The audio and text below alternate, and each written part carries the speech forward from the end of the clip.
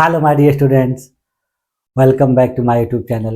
मेरे YouTube channel पर आप लोग का बहुत बहुत स्वागत है। डियर स्टूडेंट, आज की क्लास में हम लोग TGT, PGT, LT, GIC, UGC net और अन्य प्रतियोगी भर्ती परीक्षाओं के लिए भूगोल विषय के महत्वपूर्ण प्रश्नों की प्रैक्टिस करेंगे। और ये भूगोल के जो महत्वपूर्ण प्रश्न हैं ये आपके देखिए भौतिक भूगोल से रिलेटेड है।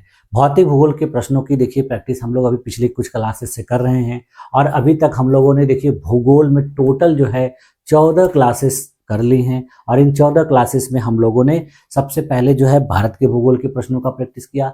उसके बाद फिर हम लोगों ने भौतिक भूगोल के प्रश्नों का अध्ययन करना शुरू किया है, प्रैक्टिस करना शुरू किया है। और ये प्रक्रिया देखिए आगे कुछ समय तक चलती रहेगी इसी तरीके से।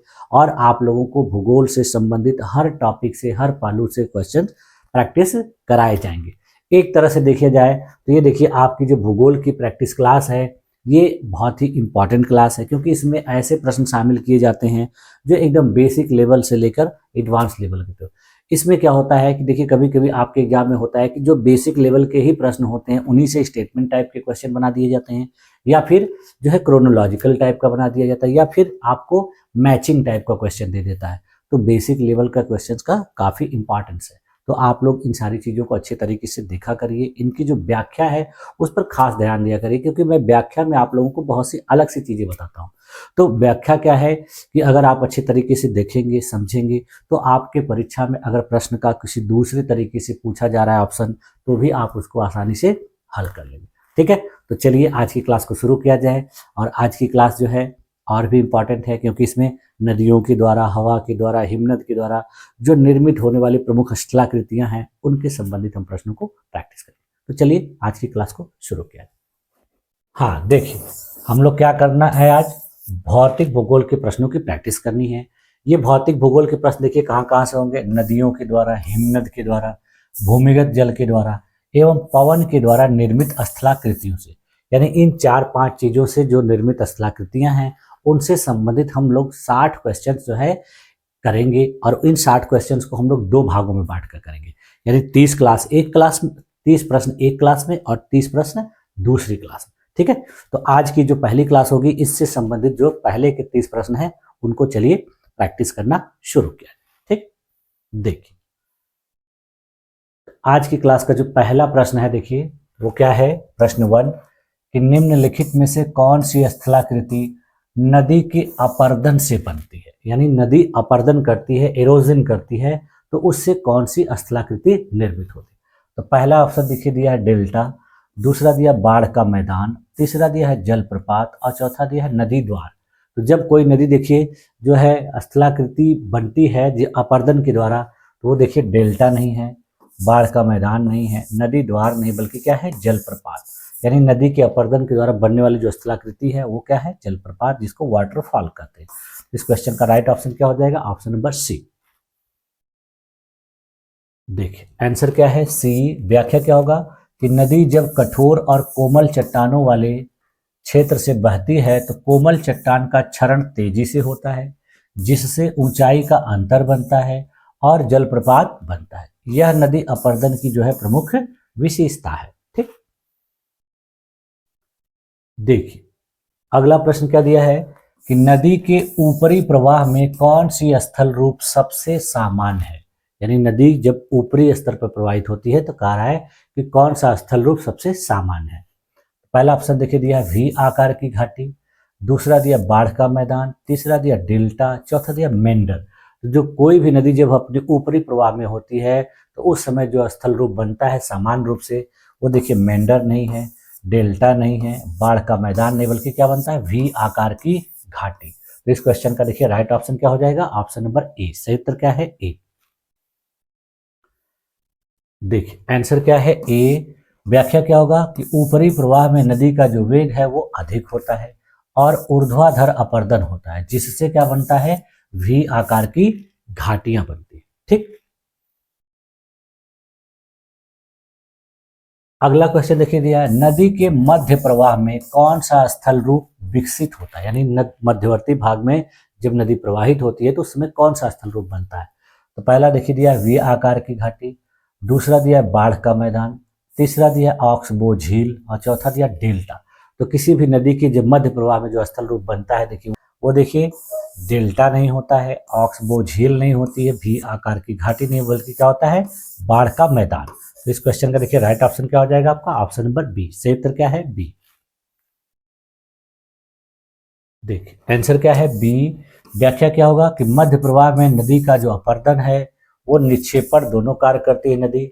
घुमावदार मार्ग बनने से बाढ़ का मैदान विकसित होता है, यानी जो मध्य भाग होता है नदी उसमें अपर्दन भी करती है और निक्षेपण करती है, दोनों प्रकार के कार्य करती है, जिसकी वजह से क्या हो जाता है कि बाढ़ का मैदान विकसित होता है। अगला क्वेश्चन देखिए दिया है, घुमावदार नदी मोड़ों के टूटने पर कौन सी झील बनती है। पहला ऑप्शन देखिए दिया क्रेटर झील, दूसरा दिया ऑक्सबो झील, तीसरा दिया है ग्लेशियल झील और चौथा दिया टेक्टोनिक झील। तो जब कोई घुमावदार नदी जो होती है उसके जो मेड़ टूटते हैं, मोड़ टूटते हैं, तो उससे जो बनने वाली झील है देखिए टेक्टोनिक झील नहीं है, ग्लेशियल झील नहीं है, क्रेटर झील नहीं, बल्कि कौन सी है, ऑक्सबो झील है। तो इस क्वेश्चन का देखिए राइट ऑप्शन क्या हो जाएगा आपका, ऑप्शन नंबर बी। सही उत्तर क्या है, बी। देखिए आंसर है बी। व्याख्या क्या होगा कि नदी के मोड़ों के निकट दो किनारे मिल जाने पर नदी का वह हिस्सा जो है अलग होकर चांद के आकार की झील बना देता है, जिसे ऑक्सबो झील या जो है बैल के खुर के समान बनने वाली झील कहा जाता है। अगला क्वेश्चन देखिए दिया, नदी का कौन सा कार्य निक्षेपण कहलाता है। तो पहला ऑप्शन देखिए दिया है, जब नदी वेग कम होने पर अवसाद गिरा देती है, जब नदी वेग बढ़ने पर चट्टानों को काटती है, जब नदी स्रोत से बहना आरंभ करती है, और चौथा दिया जब नदी किसी झील में मिलती है। तो यानी इस तरीके से जो नदी का निक्षेपण कार्य कहलाता है वो देखिए, जब नदी किसी झील में मिलती है ये नहीं होगा, जब नदी स्रोत से बहना आरंभ करती है भी नहीं होगा, जब नदी वेग बढ़ने पर चट्टानों को काटती है नहीं होगा, बल्कि क्या होगा, जब नदी वेग कम होने पर अवसाद गिरा देती है। इस क्वेश्चन का देखिए राइट ऑप्शन क्या हो जाएगा आपको, ऑप्शन नंबर ए। सही उत्तर क्या है, ए। ठीक, देखिए आंसर क्या है, ए। व्याख्या क्या होगा कि जब नदी का वेग घटता है तो वो वहन किए गए अवसाद को गिरा देती है। यही क्या है, निक्षेपण प्रक्रिया है, जिससे डेल्टा, बाढ़ का मैदान इत्यादि बनते हैं। ठीक, अगला क्वेश्चन देखिए दिया, डेल्टा का निर्माण किस स्थान पर होता है।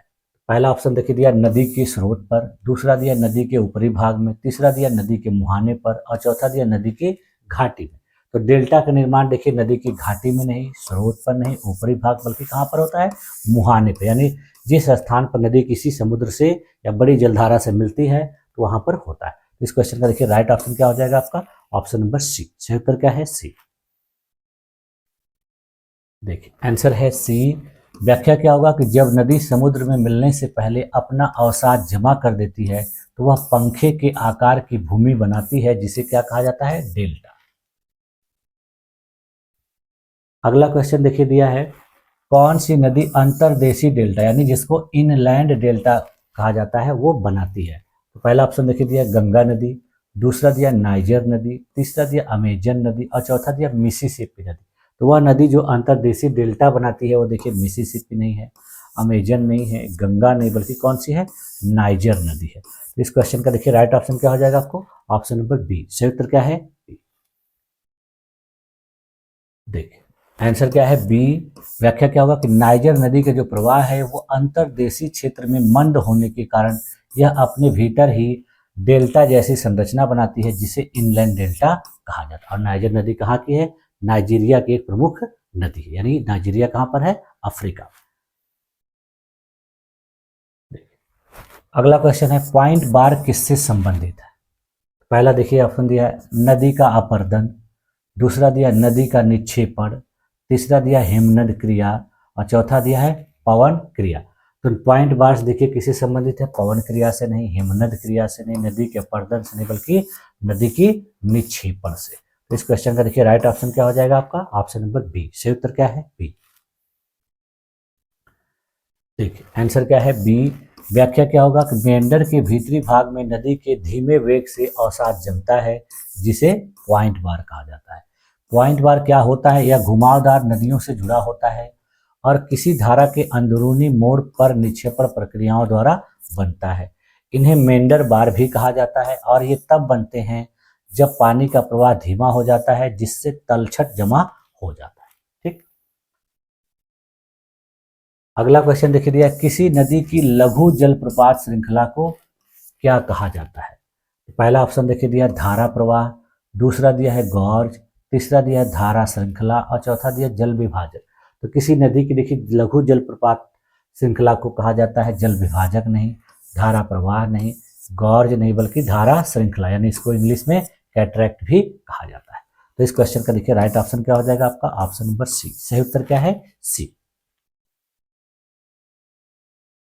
देखिए आंसर है सी। व्याख्या क्या होगा कि जब नदी की धारा में लगातार छोटे जलप्रपात बनते हैं तो उन्हें क्या कहा जाता है? धारा श्रृंखला या कैटरैक्ट्स कहा जाता है। जैसे नील नदी में इस प्रकार की संरचना बनती है।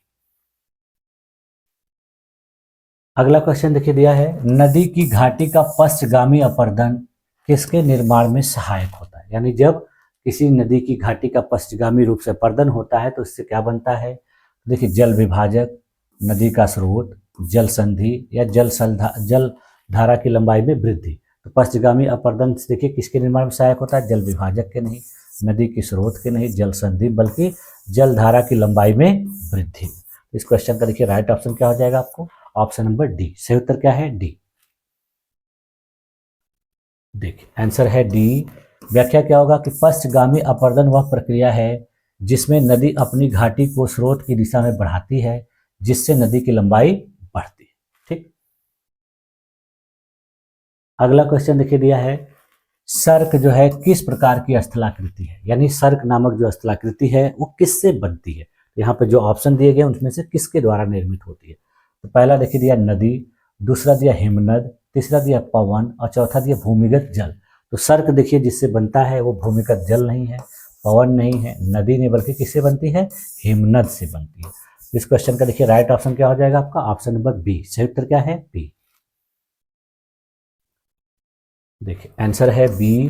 व्याख्या क्या होगा कि हिमनद के शीर्ष भाग में बर्फ के अपर्दन से कटोरे नुमा गर्त बन जाता है, जिसको क्या कहा जाता है? सर्क कहा जाता है। और यह हिमनद अपर्दन का सबसे प्रमुख उदाहरण है। अगला क्वेश्चन देखिए दिया, हिमनद द्वारा निर्मित यू आकार की घाटी किससे बनती है? देखिए पहला ऑप्शन देखिए निक्षेपण से, दूसरा दिया है अपर्दन से, तीसरा दिया है अपक्षय से और चौथा दिया है संचयन से। तो हिमनद के द्वारा जो यू आकार की घाटी बनती है देखिए वो संचयन से नहीं बनती है, अपक्षय से नहीं बनती है, निक्षेपण से नहीं बनती है, किससे बनती है? अपर्दन के द्वारा।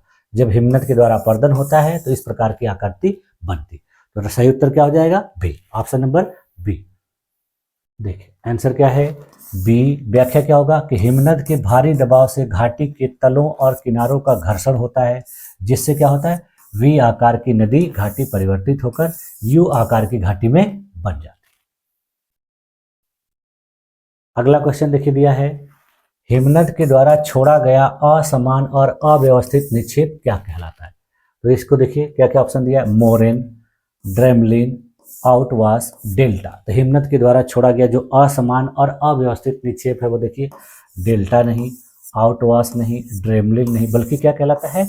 मोरेन कहलाता है। तो इस क्वेश्चन का देखिए सही ऑप्शन क्या हो जाएगा? ए। सही उत्तर क्या है? ए। देखिए आंसर क्या है? ए। व्याख्या क्या होगा कि हिमनद अपने साथ बड़ी बड़ी चट्टानों और मिट्टी को बहा लाता है और पिघलने पर इन्हें जमा कर देता है, वो क्या कहलाते हैं? मोरेन कहलाते हैं। अगला क्वेश्चन देखिए दिया, हिमनद के अग्रभाग पर पिघलने से बनने वाली झील को क्या कहा जाता है? तो देखिए पहला ऑप्शन दिया है ग्लेशियल झील, दूसरा दिया है मोरेन झील, तीसरा दिया टेक्टोनिक झील और चौथा दिया ऑक्सबो झील।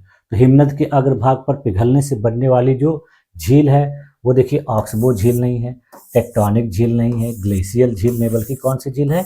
मोरेन झील है। तो इस क्वेश्चन का देखिए राइट ऑप्शन क्या हो जाएगा आपका? Option number B. सही उत्तर क्या है? बी। देखिए आंसर क्या है?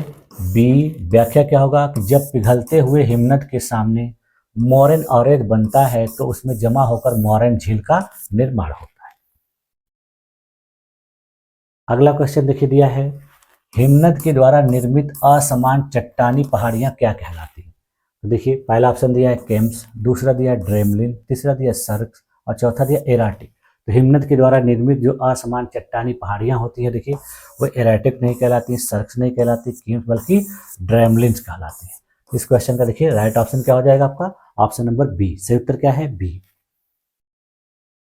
देखिए आंसर है बी। व्याख्या क्या होगा कि ड्रेमलिन्स जो है लंबे अंडा आकार की छोटी पहाड़ियां होती हैं जो हिमनद के निक्षेपण से बनती हैं। अगला क्वेश्चन देखिए दिया है, हिमनद के द्वारा दूर से लाए गए बड़े बड़े पत्थरों को क्या कहा जाता है। पहला ऑप्शन देखिए दिया है मोरेन, दूसरा दिया एराटिक, तीसरा दिया है सर्क, चौथा दिया है कार। तो हिमनद के द्वारा देखिए दूर से लाए गए जो बड़े बड़े पत्थर हैं उनको देखिए कर्ण नहीं, शार्क नहीं, मोरेन नहीं, बल्कि क्या कहा जाता है, एराटिक। इस क्वेश्चन का देखिए राइट ऑप्शन क्या हो जाएगा आपका, ऑप्शन नंबर बी। सही उत्तर क्या है, बी।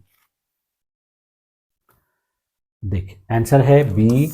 व्याख्या क्या होगा कि जब हिमनद अपने साथ बड़े बड़े पत्थरों को बहुत दूर तक ले जाकर छोड़ देता है तो उन्हें क्या कहा जाता है, एराटिक कहा जाता है, और ये विदेशी चट्टानें होती हैं। देखिए अगला क्वेश्चन दिया है कि दो हिमनद घाटियों के बीच की जो तीक्ष्ण धारदार पहाड़ी को क्या कहा जाता है। तो देखिए पहला ऑप्शन दिया है एरेट, दूसरा दिया हार्न, तीसरा दिया मोरेन, चौथा दिया ड्रेमलिन। जो तीक्ष्ण धारदार घाटी होती है देखिए दो हिमनद है, देखिए ड्रेमलिन नहीं, मोरेन नहीं, हार्न नहीं, बल्कि क्या कहा जाता है, एरेट। तो इस क्वेश्चन का देखिए सही उत्तर क्या हो जाएगा, ऑप्शन नंबर ए। सही उत्तर क्या है, ए। देखिए आंसर क्या है, ए। व्याख्या क्या होगा कि दो सर्क्स या हिमनद घाटियों के बीच की जो पतली धारदार पहाड़ी है वो क्या कहलाती है, एरेट कहलाती है। ठीक। अगला क्वेश्चन देखिए, तीन या अधिक सर्क्स के मिलने से कौन सी आकृति बनती है। तो पहला ऑप्शन देखिए दिया एरेट, दूसरा दिया हॉर्न, तीसरा दिया ड्रेमलिन और चौथा दिया ग्लेशियल झील। तो तीन या अधिक सर्क के मिलने से जो आकृति बनती है देखिए वो ग्लेशियल झील नहीं है, ड्रेमलिन नहीं है, एरेट नहीं, बल्कि क्या है, हॉर्न है। तो इस क्वेश्चन का देखिए सही उत्तर क्या है, ऑप्शन नंबर बी। सही उत्तर क्या है, बी। देखिए आंसर क्या है, बी। व्याख्या क्या होगा कि तीन या अधिक सर्क्स के मिलने से नुकीला शिखर बनता है जिसे क्या कहा जाता है, हॉर्न या पिरामिडल चोटी। ये देखिए आल्प्स पर्वत में जैसे मेटरहार्न है वो इसी प्रकार का उदाहरण है। देखिए ग्लेशियर द्वारा बनाई गई लटकती घाटी हैंगिंग वैली क्या होती है।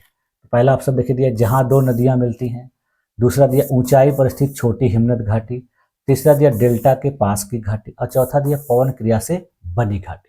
तो ग्लेशियर के द्वारा बनाई गई जो लटकती घाटी है वो क्या कहलाती है, देखिए जहां पर जो नदियां मिलती हैं नहीं, डेल्टा के पास की घाटी, पवन की क्रिया से बनी घाटी, बल्कि क्या होती है, ऊंचाई पर स्थित छोटी हिमनद घाटी। तो इस क्वेश्चन का देखिए सही उत्तर क्या हो जाएगा आपका, ऑप्शन नंबर बी। सही उत्तर क्या है, बी। देखिए आंसर है बी। व्याख्या क्या होगा कि मुख्य हिमनद घाटी से ऊंचाई पर स्थित सहायक हिमनद घाटी जो कट कर नीचे नहीं पहुंच पाती उसी को क्या कहा जाता है, हैंगिंग, यानी लटकती हुई दिखाई पड़ती है। अगला क्वेश्चन देखिए दिया है, हिमनद के द्वारा निर्मित निक्षेपित मैदानों को क्या कहा जाता है। यानी हिमनद के द्वारा जो मैदान निक्षेपित बनते हैं, निक्षेपित होकर वो क्या कहलाते हैं। तो पहला देखिए दिया ग्लेशियल टिल पेन्स, दूसरा दिया है बाढ़ मैदान, तीसरा दिया स्टेप्स और चौथा दिया लोएस के मैदान। तो हिमनद के द्वारा निर्मित जो निक्षेपित मैदान है वो देखिए लोएस मैदान नहीं, स्टेप्स नहीं, बाढ़ के मैदान नहीं, बल्कि क्या कहला जाते हैं, ग्लेशियल टिल प्लेन्स। तो इस क्वेश्चन का देखिए सही उत्तर क्या है आपका, ऑप्शन नंबर ए। सही उत्तर क्या है, ए। ठीक। देखिए आंसर है ए। व्याख्या क्या होगा कि जब हिमनद पिघलने के बाद अपने निक्षेपों को समतल क्षेत्र में फैला देता है तो क्या कहलाता है, ग्लेशियल टिल पेन्स। ठीक। चलिए अगला क्वेश्चन। अगला प्रश्न देखिए दिया है, भूमिगत जल के द्वारा निर्मित गुफाएं अधिकतर किस प्रकार की चट्टानों में बनती है। पहला ऑप्शन देखिए दिया है ग्रेनाइट, दूसरा दिया है चूना पत्थर, तीसरा दिया है बलुआ पत्थर और चौथा दिया है बेसाल्ट। तो देखिए भूमिगत जल के द्वारा जो निर्मित गुफाएं हैं अधिकतर देखिए जिस प्रकार की चट्टान में बनती हैं वो देखिए बेसाल्ट नहीं होगा, ग्रेनाइट नहीं होगा, बलुआ पत्थर नहीं होगा, बल्कि क्या होगा, चूना पत्थर। इस क्वेश्चन का देखिए सही उत्तर क्या हो जाएगा, ऑप्शन नंबर बी। सही उत्तर क्या है, बी। देखिए आंसर है बी। व्याख्या क्या होगा कि चूना पत्थर जल में घुलनशील होता है, वर्षा जल में घुला कार्बन डाइऑक्साइड इसे घोल देता है जिससे भूमिगत गुफाएं बनती हैं। अगला क्वेश्चन देखिए दिया है, चूना पत्थर की गुफाओं में ऊपर से नीचे की ओर लटकने वाली जो संरचनाएं हैं वो क्या कहलाती है। तो पहला ऑप्शन देखिए दिया स्टेलेग्माइट, दूसरा दिया स्टेलेक्टाइट, तीसरा दिया सिंक होल और चौथा दिया गॉर्ज। तो चूना पत्थर की गुफाओं में जो ऊपर से नीचे की लटकने वाली जो संरचनाएं होती है, देखिए वो गॉर्ज नहीं है, सिंक होल नहीं है, स्टेलेग्माइट नहीं, बल्कि क्या है, स्टेलेक्टाइट है। इस क्वेश्चन का देखिए सही उत्तर क्या है, ऑप्शन नंबर बी। सही उत्तर क्या है, बी। देखिए आंसर है बी। व्याख्या क्या होगा कि जब कैल्शियम कार्बोनेट युक्त जल जो है छत से टपकता है तो वह ऊपर से नीचे लटकती हुई संरचना बनाता है, जिसे स्टेलेक्टाइट कहते हैं। ठीक, अगला क्वेश्चन देखिए, चूना पत्थर की गुफा में नीचे से ऊपर की ओर बढ़ने वाली संरचना को क्या कहते हैं। वहां क्या था, ऊपर से नीचे की ओर, अब यहाँ पूछ रहा है नीचे से ऊपर की ओर जो संरचना बढ़ती है उसको क्या कहा जाता है। तो पहला देखिए स्टेलेग्माइट, दूसरा दिया स्टेलेक्टाइट, तीसरा दिया सिंक होल और चौथा दिया डोलाइन। तो देखिए नीचे से ऊपर की ओर जो बढ़ने वाली संरचना है चूना पत्थर की गुफा में, देखिए वो डोलाइन नहीं है, सिंक होल नहीं, स्टेलेक्टाइट नहीं, बल्कि क्या है, स्टेलेग्माइट है। तो इस क्वेश्चन का देखिए सही उत्तर क्या हो जाएगा आपका, आंसर ए।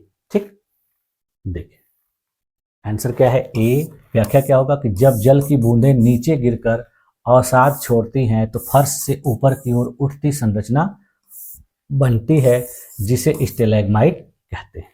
ठीक, अगला क्वेश्चन देखिए दिया, जब स्टेलेक्टाइट और स्टेलेग्माइट मिल जाते हैं तो कौन सी आकृति बनती है। तो पहला ऑप्शन देखिए दिया सिंक होल, दूसरा दिया स्तंभ या पिलर, तीसरा दिया डोलाइन और चौथा दिया गुहा। तो यानी दो संरचनाएं स्टेलेक्टाइट और स्टेलेग्माइट जब मिलती हैं तो गुहा नहीं बनता है, डोलाइन नहीं बनता है, सिंक होल नहीं बनता, बल्कि क्या बनता है, स्तंभ या पिलर। तो इस क्वेश्चन का सही उत्तर क्या हो जाएगा, ऑप्शन नंबर बी। सही उत्तर क्या है, बी। देखिए आंसर है बी। व्याख्या क्या होगा कि जब छत से नीचे आती स्टेलेक्टाइट और नीचे से ऊपर जाती स्टेलेग्माइट मिल जाती हैं तो पत्थर का स्तंभ बनता है। ठीक, अगला क्वेश्चन देखिए दिया है, भूमिगत जल के अपक्षय से बनने वाले गोलाकार गर्त को क्या कहा जाता है। तो देखिए पहला ऑप्शन दिया है डोलाइन, दूसरा दिया सिंक होल, तीसरा दिया गुहा, चौथा दिया लैपिस। तो भूमिगत जल के अपक्षय से बनने वाला जो गोलाकार गर्त है वो देखिए लैपिस नहीं, गुहा नहीं, डोलाइन नहीं, बल्कि क्या कहलाता है, सिंक होल। इस क्वेश्चन का सही उत्तर क्या है, ऑप्शन नंबर बी। सही उत्तर क्या है, बी। देखिए आंसर है बी। व्याख्या क्या होगा कि जब भूमिगत जल के द्वारा चूना पत्थर घुल जाता है और भूमि धंस जाती है तो गोलाकार गर्त बनती है, जिसे सिंक होल कहते हैं। अगला क्वेश्चन देखिए दिया है, कई सिंक होलों यानी धंसान के मिल जाने से कौन सा स्थल रूप बनता है। तो पहला ऑप्शन देखिए दिया है पोलजे, दूसरा दिया डोलाइन, तीसरा दिया लैपिस, चौथा दिया गुफा। दोनों के धंसान से देखिए मिल जाने से जो स्थल रूप बनता है, देखिए वो गुफा नहीं है, लैपिस नहीं है, डोलाइन नहीं है, बल्कि क्या है, पोलजे है। तो इस क्वेश्चन का देखिए सही उत्तर क्या हो जाएगा, ऑप्शन नंबर ए। सही उत्तर क्या है, ए। देखिए आंसर क्या है, ए। व्याख्या क्या होगा कि कई सिंक होल जब आपस में मिलकर विस्तृत निम्न भूमि बनाते हैं तो इन्हें क्या कहा जाता है, पोलजी कहा जाता है। ठीक, देखिए अगला क्वेश्चन देखिए दिया है, चूना पत्थर की सतह पर बनने वाली छोटी छोटी खांचों जैसी आकृतियां क्या कहलाती हैं। पहला ऑप्शन देखिए दिया लैपिस, दूसरा दिया डोलाइन, तीसरा दिया पोलजे, चौथा दिया सिंक होल। तो चूना पत्थर की सतह पर बनने वाली जो छोटी छोटी खांचे जैसी आकृति हैं वो देखिए सिंक होल नहीं, पोलजे नहीं, डोलाइन नहीं, बल्कि क्या कहलाती है, लैपिस कहलाती है। तो इस क्वेश्चन का देखिए सही उत्तर क्या हो जाएगा, ऑप्शन नंबर ए। देखिए आंसर क्या है, ए। व्याख्या क्या होगा कि जल के बहाव से चूना पत्थर की सतह पर बनने वाली पतली लंबी धारियां या खांचों जैसी जो आकृतियां हैं वो क्या कहलाती हैं, लैपिस कहलाती हैं। अगला क्वेश्चन देखिए दिया है, भूमिगत जल की क्रिया से निर्मित स्थल रूपों को सामूहिक रूप से क्या कहा जाता है। यानी भूमिगत जल की क्रिया से जो सामूहिक रूप से स्थल रूप निर्मित होते हैं वो देखिए क्या कहलाते हैं, अरिड स्थल रूप, कार्स्ट स्थल रूप, फ्लोवियल स्थल रूप या एवोल्यूशन स्थल। तो भूमिगत जल की क्रिया से निर्मित जो स्थल रूप हैं सामूहिक रूप से उनको देखिए एवोलियन स्थल रूप नहीं, फ्लोवियल स्थल रूप नहीं, आरिड स्थल रूप नहीं, बल्कि क्या कहा जाता है, कार्स्ट स्थल रूप। इस क्वेश्चन का देखिए सही उत्तर क्या हो जाएगा आपका, ऑप्शन नंबर बी। सही उत्तर क्या है, बी। देखिए आंसर है बी। व्याख्या क्या होगा कि चूना पत्थर क्षेत्रों में भूमिगत जल की घुलन क्रिया से बनने वाले स्थल रूपों को क्या कहा जाता है, कार्स्ट स्थल रूप। और जैसे इसमें सिंक होल, डोलाइन गुफाएं जो है इसके अंतर्गत आती है। अगला क्वेश्चन देखिए दिया है, कार्स्ट शब्द किस देश के क्षेत्र से लिया गया है? पहला ऑप्शन देखिए दिया जर्मनी, दूसरा दिया इटली, तीसरा दिया स्लोवेनिया, चौथा दिया फ्रांस। तो कास्ट शब्द देखिए जिस देश के क्षेत्र से लिया गया है वो देखिए फ्रांस नहीं है, जर्मनी नहीं है, इटली नहीं, बल्कि कौन सा है, स्लोवेनिया है। तो इस क्वेश्चन का देखिए सही उत्तर क्या हो जाएगा, ऑप्शन नंबर सी। ठीक है, देखिए आंसर क्या है, सी। व्याख्या क्या होगा कि कार्स्ट शब्द जो है स्लोवेनिया के क्रॉस क्षेत्र से लिया गया है, जहां चूना पत्थर की घुलन क्रिया से स्थल रूप अत्यधिक पाए जाते हैं, यानी यहाँ पर इस प्रकार के स्थल रूप ज्यादा पाए जाते हैं। अब देखिए 30वां प्रश्न यानी इस क्लास का अंतिम प्रश्न, इसके बाद जो है और प्रश्नों को हम लोग नेक्स्ट क्लास में करेंगे।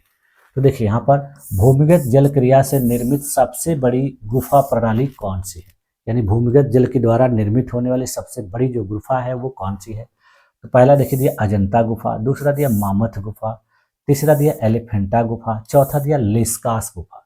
तो देखिए इस तरह से निर्मित होने वाली जो गुफा है, लेस्का गुफा नहीं है, एलिफेंटा गुफा नहीं, अजंता गुफा नहीं, बल्कि क्या है, मैमंथ केव है। ठीक है, इस क्वेश्चन का राइट ऑप्शन क्या हो जाएगा आपका, ऑप्शन नंबर बी। सही उत्तर क्या है, बी। देखिए आंसर है बी। व्याख्या क्या होगा कि अमेरिका की केंटकी राज्य में स्थित मैमंथ केव जो है विश्व की सबसे बड़ी कास्ट गुफा प्रणाली है जो भूमिगत जल क्रिया से बनी। ठीक है, तो आज की क्लास में देखिए यहीं तक रखा जाए, इसके आगे के प्रश्नों को हम लोग अगली कक्षा में प्रैक्टिस करेंगे इसी तरीके से, बेहतर तरीके से व्याख्या के साथ। तो देखिए आज की क्लास में मुझे उम्मीद है कि आप लोगों को सारी चीज़ें अच्छी तरीके से समझ में आ गई होंगी। मैंने अपने तरीके से देखिए आप लोगों को इन सभी प्रश्नों का बेहतर तरीके से व्याख्या के साथ जो है प्रैक्टिस कराया, और मेरा जो है प्रयास रहता है कि आप लोगों को ज़्यादा से ज़्यादा जो फैक्ट हैं, ज़्यादा से ज़्यादा जो तथ्य हैं, वो फैक्ट व्याख्या के साथ करवा दीजिए। ठीक है, तो यदि इसके बावजूद भी अगर किसी को कोई डाउट लगता है किसी भी ऑप्शन में या किसी भी प्रश्न में, तो वो मुझे कमेंट कर सकता है। मैं उस कमेंट को देखूंगा, अगर उसमें सुधार करने लायक होगा, अगर उसमें कोई त्रुटि होगी तो मैं उसमें ज़रूर सुधार करूँगा। ठीक है, तो आप लोगों ने मेरी इस क्लास में अपने आप को इतनी देर तक इतनी धैर्यपूर्वक बनाए रखा, इसके लिए आप लोग का बहुत बहुत धन्यवाद। मिलते हैं नेक्स्ट क्लास में, तब तक के लिए थैंक यू।